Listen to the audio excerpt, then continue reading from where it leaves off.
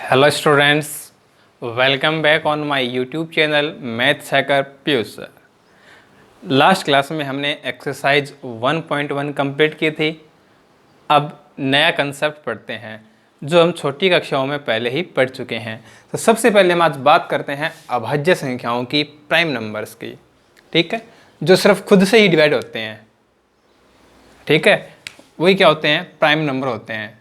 2, 3, 5, 7, 11 and so on. ठीक है, अब इसमें एक छोटी सी थ्योरम दे रखी है कि प्रत्येक भाज्य संख्या है वो अभाज्य संख्याओं के गुणनफल के रूप में व्यक्त की जा सकती है। ठीक है, यानी every composite number is a product of prime numbers. कोई भी कंपोजिट नंबर है उसको हम क्या कर सकते हैं? प्राइम नंबर्स के प्रोडक्ट के फॉर्म में लिख सकते हैं। ठीक है, इसके बाद आता है अपना HCF और LCM फाइंड करना। क्या आता है? HCF और LCM फाइंड करना। कि LCM और HCF कैसे फाइंड करते हैं।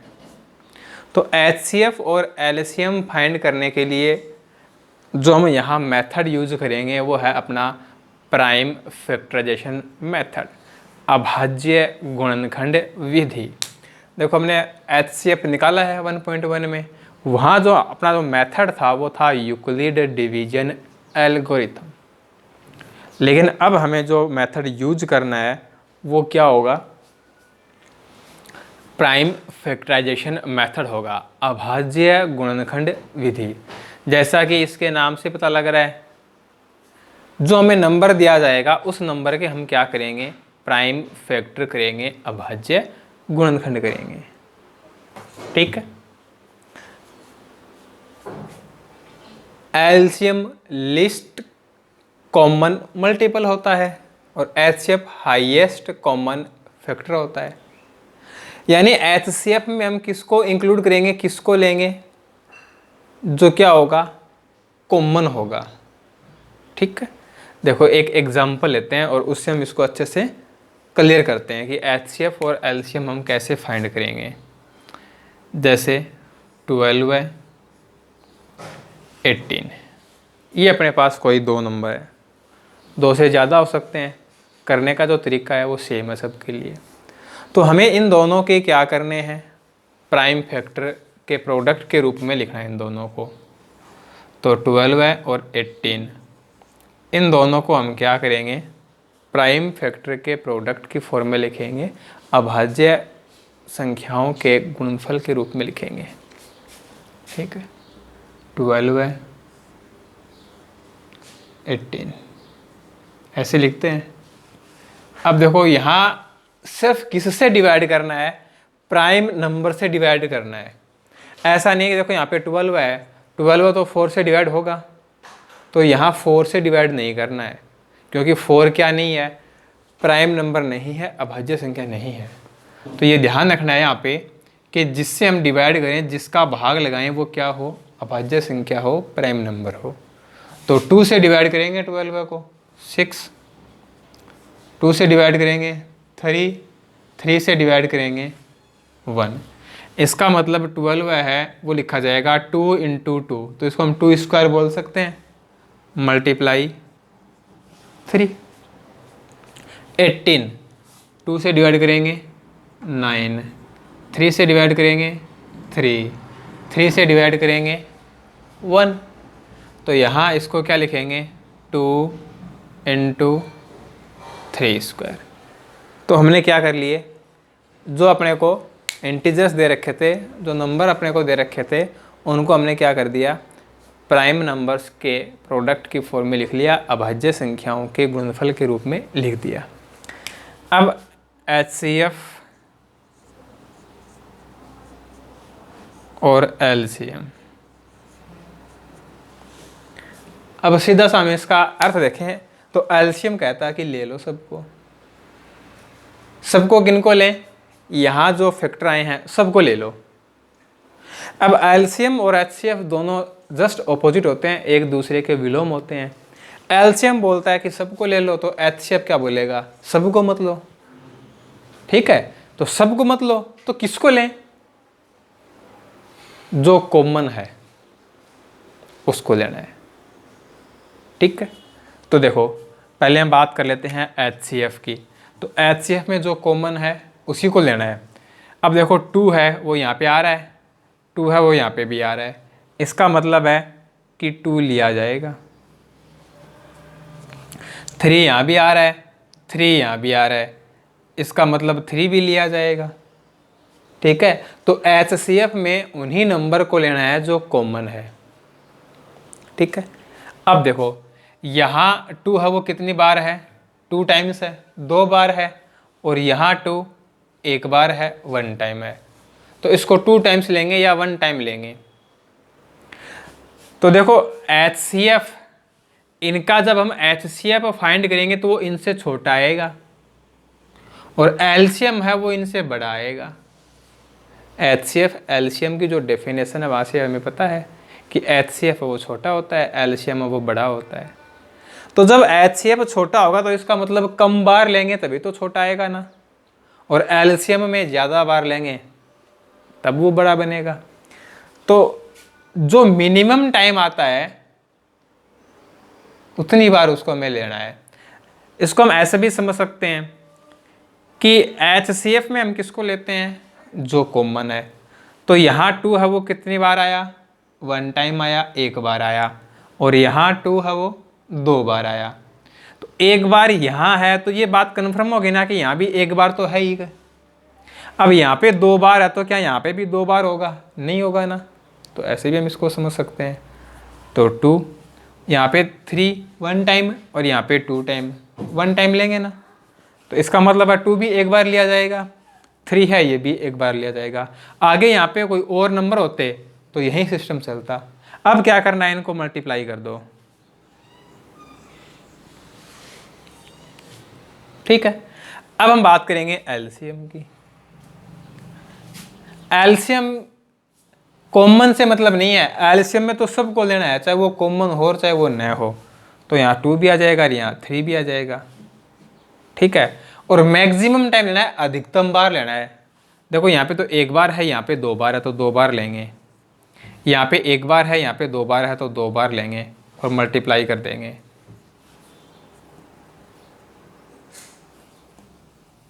तो 2 स्क्वायर हो जाएगा 4, और ये हो जाएगा 9। तो 9 × 4 क्या हो जाएगा? 36।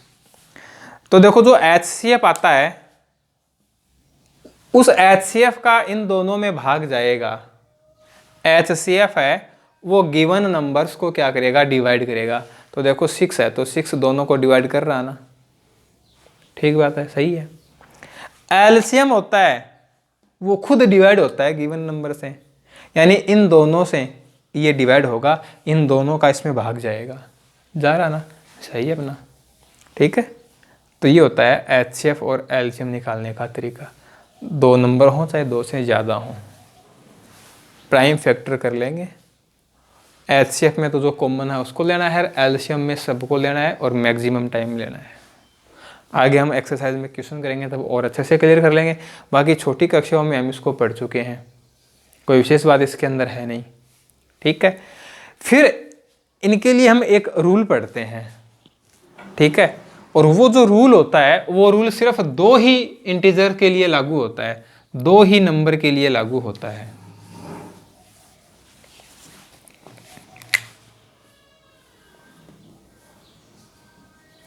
अपने पास 2 इंटीजर हैं, एक तो है a और एक है b। ठीक है, 2 संख्याएं हैं अपने पास, एक को हमने कह दिया a और एक को हमने कह दिया b। अब देखो 2 तो ये अपने पास नंबर हो गए, एक इनका एचसीएफ हो गया और एक इनका एलसीएम हो गया। तो यहाँ पे ये कितनी राशियाँ हो गई? 4 राशियाँ हो गई, 4 क्वांटिटी हो गई अपने पास यहाँ पे। तो इन चारों में एक रिलेशन होता है, वो रिलेशन क्या है? a × b इक्वल होता है HCF इंटू LCM। ये यहाँ पे इनमें एक रिलेशन होता है, product of numbers equal product of HCF and LCM। संख्याओं का गुणनफल बराबर LCM गुणा HCF। ये सिर्फ 2 के लिए ही लागू होगा, 2 से ज़्यादा संख्याओं के लिए नहीं है। तो देखो यहाँ पे अपने पास कितनी वैल्यू हो गई, 4 हो गई। अब इस पे जो क्वेश्चन बनता है उसमें क्या करेगा, इनमें से कोई 3 वैल्यू दे देगा और 4th जो वैल्यू है वो पूछ लेगा।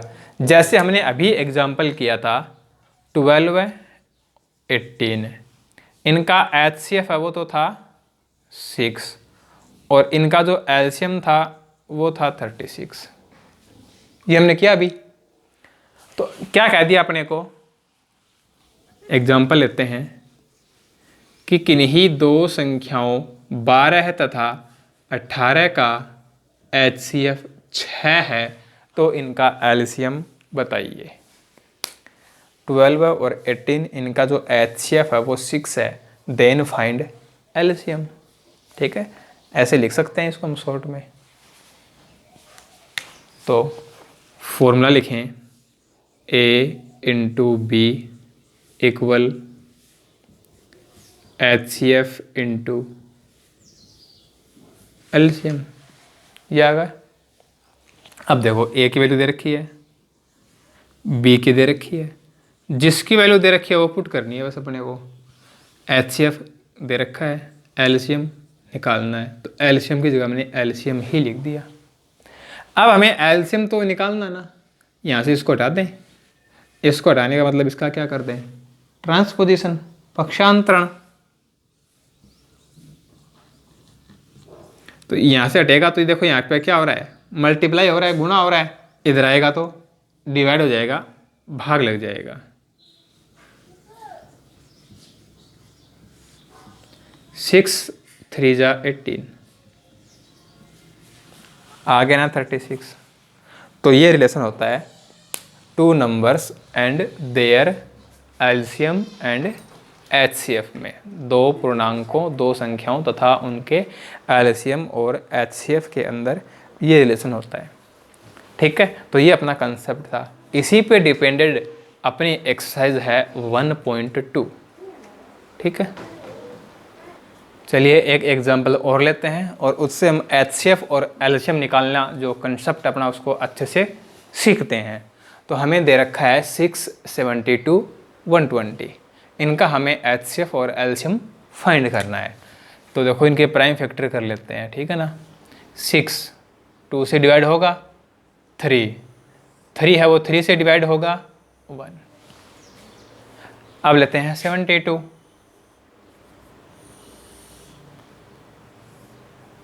2 से डिवाइड करेंगे, 36 2 से डिवाइड करेंगे, 18 2 से डिवाइड करेंगे, 9 3 से डिवाइड करेंगे, 3 से डिवाइड करेंगे, 1। अब है 120, 2 से डिवाइड करेंगे, 60 2 से डिवाइड करेंगे, 30 2 से डिवाइड करेंगे, 15 3 से डिवाइड करेंगे, 5 से डिवाइड करेंगे, 1। अब ये जो वर्क है, चाहे इसको आप रफली करो चाहे फेयरली करो, इसका कोई मैटर नहीं है, ठीक है ना। अब देखो 6, इसको हमने लिखा 2 × 3। 72, 2 है वो 3 टाइम आ रहा है, 3 है वो 2 टाइम आ रहा है। ठीक है, छोटी कक्षाओं में हमने क्या किया था, इनको सबको अलग अलग लिखा था, ठीक है। लेकिन अब अपना जो लेवल वो थोड़ा अप हो गया है, ऐसे लिखना है इसको, ठीक है। 120 है, 2 है वो 3 टाइम, 3 है 1 टाइम और 5 है 1 टाइम। ठीक है, तो ये प्राइम नंबर्स के प्रोडक्ट के रूप में लिखे गए। ठीक है, अब देखिए इनका HCF और LCM। बात करते हैं HCF की। तो HCF में हमें क्या लेना है, जो कॉमन है उसी को लेना है। तो देखो 2 यहाँ भी है, 2 यहाँ भी है और 2 यहाँ भी है। इसका मतलब ये हुआ कि 2 है वो लिया जाएगा और मिनिमम टाइम लेना है। देखो 2 यहाँ कितनी बार आया, एक बार। 2 यहाँ कितनी बार आया, 3 टाइम्स, 3 बार। यहाँ कितनी बार, 3 बार। तो कम यहाँ है ना, एक बार लेंगे इसको। मल्टीप्लाई 3 तीनों में है ना, तो 3 लिया जाएगा। यहाँ पे 1 टाइम, यहाँ पे 2 टाइम, यहाँ पे 1 टाइम, है ना। इसमें तो एक बार आया है, इसमें 2 बार आया है, तो एक ही बार लिया जाएगा।